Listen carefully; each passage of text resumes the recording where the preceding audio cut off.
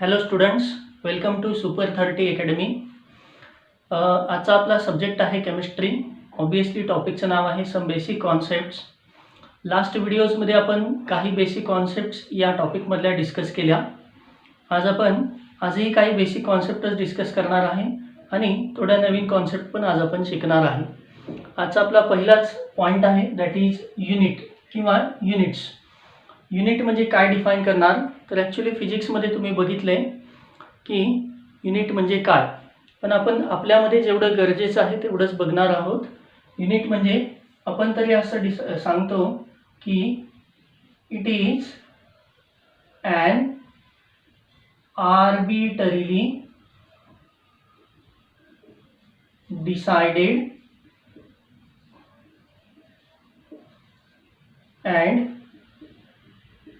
universally accepted standard.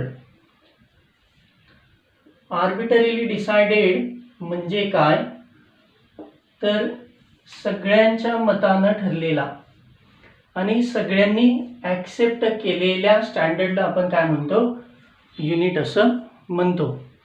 आता आपल्याला युनिटची गरज का आहे, तर आपण मॅटरची डेफिनेशनच असं करतो बघा की मॅटर हॅज मास म्हणजे तो क्वांटिटेटिव्ह आहे, प्लस मॅटर ऑक्युपाईज स्पेस, परत ते क्वांटिटेटिव्ह आलं.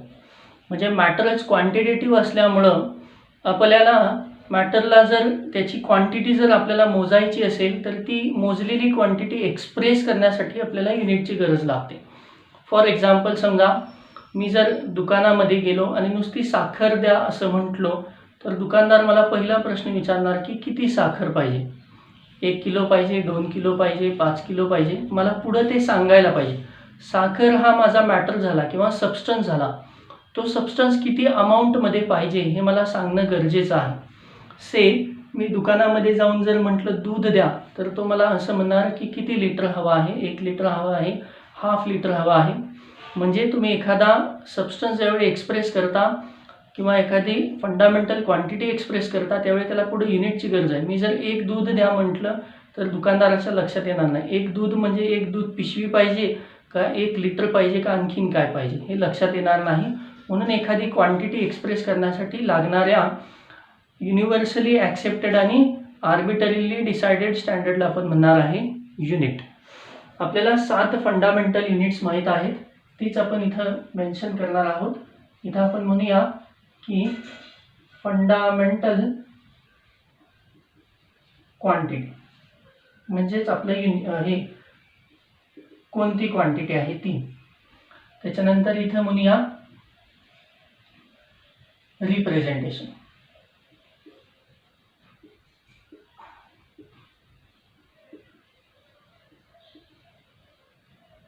किंवा असं म्हणूया त्या क्वांटिटीचं SI युनिट आणि त्या SI युनिटचा इथं बोलूया तो म्हणजे सिम्बॉल. बघा, समजा आपली पहिली फंडामेंटल क्वांटिटी आहे ती म्हणजे लेंथ. लेंथचं SI युनिट येतं मीटर आणि त्याचा सिम्बॉल येतो स्मॉल m. दुसरी आपली फंडामेंटल क्वांटिटी आहे मास. मासचं SI युनिट येतं किलोग्राम आणि त्याचा सिम्बॉल येतो kg, small k small g. तिसरा आपल्याकडे फंडामेंटल युनिट आहे किंवा फंडामेंटल क्वांटिटी आहे टेम्परेचर. टेम्परेचर आपण कशामध्ये मोजतो, तर SI युनिटमध्ये आपण त्याला केल्विनमध्ये मोजतो. सिम्बॉल येणार स्मॉल k. चौथं बोला, लेंथ झालं, मास झालं, टेम्परेचर झालं, आता येणार टाईम. यस, टाईम कशामध्ये मोजतो आपण, तर SI युनिट आहे त्याचं सेकंड्स, स्मॉल s. पाचवी fundamental quantity amount of substance.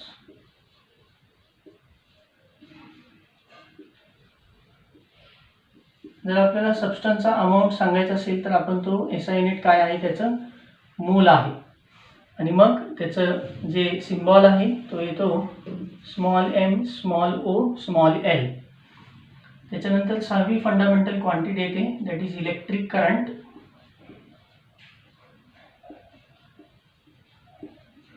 बोला, एसआय युनिट आहे एम्पियर आणि त्याचा सिम्बॉल येतो स्मॉल ए. देन 7वी आणि शेवटची फंडामेंटल क्वांटिटी आहे ती म्हणजे ल्युमिनस इंटेन्सिटी.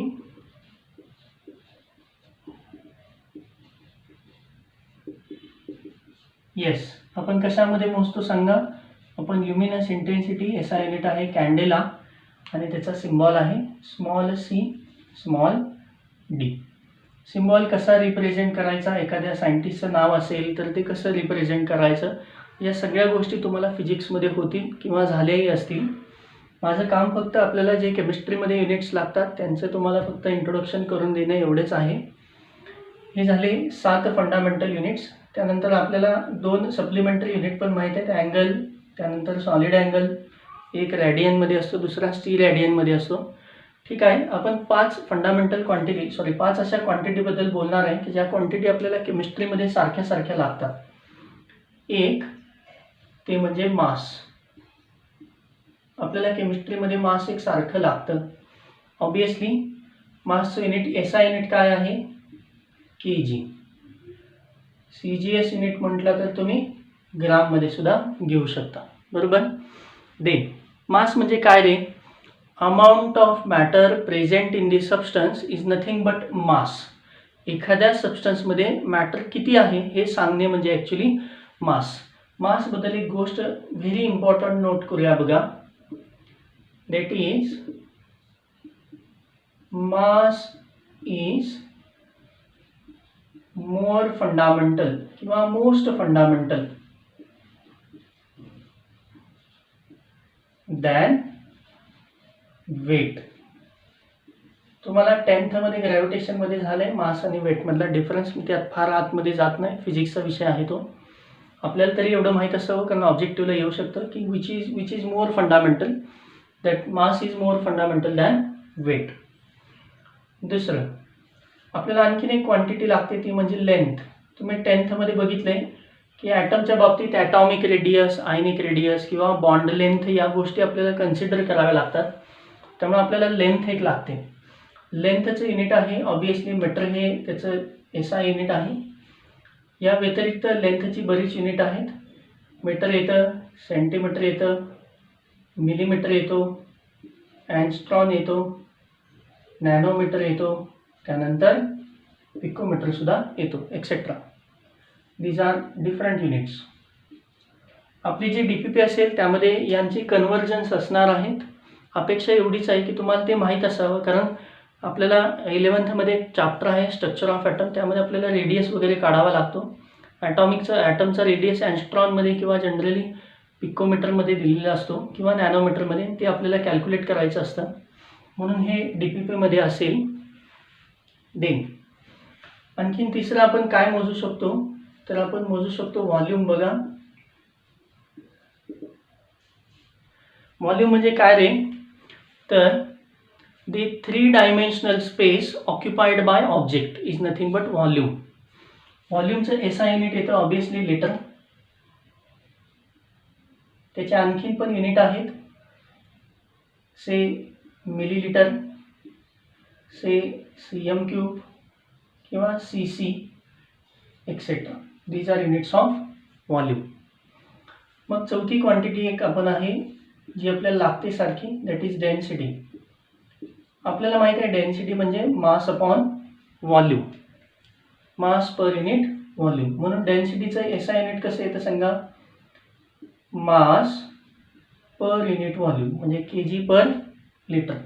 यामध्ये बरेच चेंजेस होऊ शकतात. हेच युनिट ग्रॅम पर लिटर असू शकतं, ग्रॅम पर cm³ असू शकतं, एक्सेट्रा. न्यूमरेटर कसा दिला आहे, डिनॉमिनेटर कसा दिला आहे, यानुसार युनिट्स असू शकतात. म्हणजे न्यूमरेटरचं मास जर kgमध्ये असेल तर kg, डिनॉमिनेटरचं लिटर जर व्हॉल्यूम जर लिटरमध्ये असेल तर लिटर येईल. न्यूमरेटर जर ग्रॅममध्ये आहे तर ग्रॅम आणि डिनॉमिनेटर लिटरमध्ये असेल तर ग्रॅम पर लिटर. त्याच्यानंतर 5वी एक क्वांटिटी, दॅट इज टेम्परेचर. ही एक क्वांटिटी आपल्याला सारखी लागते केमिस्ट्रीमध्ये आपल्याला माहिती आहे की टेम्परेचरची 2-3 युनिट आहेत, डिग्री सेल्सिअस, डिग्री केल्विन आणि डिग्री फॅरनहाइट किंवा सिम्पली फॅरनहाइट. आता बघा, केल्विन म्हणजे काय असतं तर 273.15 प्लस डिग्री सेल्सिअस. जे काय दिलेलं डिग्री सेल्सिअसमधलं टेम्परेचर आहे त्यामध्ये 273.15 जर ॲड केलं तर तुम्हाला केल्विनमध्ये युनिट मिळून जातं. आता मला सांगा, केल्विनमध्ये दिलं असेल आणि सेल्सिअसमध्ये पाहिजे असेल तर कसं करणार सांगा. केल्विनमध्ये दिलेलं temperature -273.15 is equal two degree Celsius. म्हणजे दिलेल्या केल्विन टेम्परेचरमधून 273.15 वजा करायचं, सेल्सिअसमध्ये टेम्परेचर मिळेल. दे आपल्याला कॅल्क्युलेशनमध्ये ॲक्च्युली DPPमध्ये हेही असेल, आपल्याला टेम्परेचर कधी कधी फॅरनहाइटमध्ये दिलेलं असतं. एक रिलेशन आहे F-32 किंवा इथं लिहितो degree Celsius is equal to F-32 into 5/9. दिलेलं फॅरनहाइटचं टेम्परेचर घ्यायचं, त्यामधून 32 मायनस करायचं, मल्टिप्लाइड बाय 5/9 करायचं, तुम्हाला डिग्री सेल्सिअसमधलं टेम्परेचर मिळेल. जर तुम्हाला फॅरनहाइटमधलं पाहिजे असेल तर फक्त हा 32 या बाजूला घ्या. काय होईल सांगा, हा 32 या बाजूला घेतला की प्लस होईल, म्हणजे C+32 होईल, मल्टिप्लाइड बाय 9/5 होईल, तुम्हाला फॅरनहाइटमधलं टेम्परेचर मिळून जाईल. आपल्या DPPमध्ये हेही कन्वर्जन असेल की बाबा या टेम्परेचरला या टेम्परेचरमध्ये कन्वर्ट करा. This is about today's lecture, that is unit 7 fundamental units, then some units और सम क्वांटिटी. यातल्या फंडामेंटल फक्त मास येते, लेंथ येते आणि टेम्परेचर या फंडामेंटल क्वांटिटी आहेत. व्हॉल्यूम आणि डेन्सिटी ही फंडामेंटल क्वांटिटी नाही, ती डिराइव्ड क्वांटिटीमध्ये येते. ते फिजिक्सचा विषय आहे, इतका आता आपण जायचं नाही. हे झालं आपलं आजचं lecture, some basic concepts of chemistry.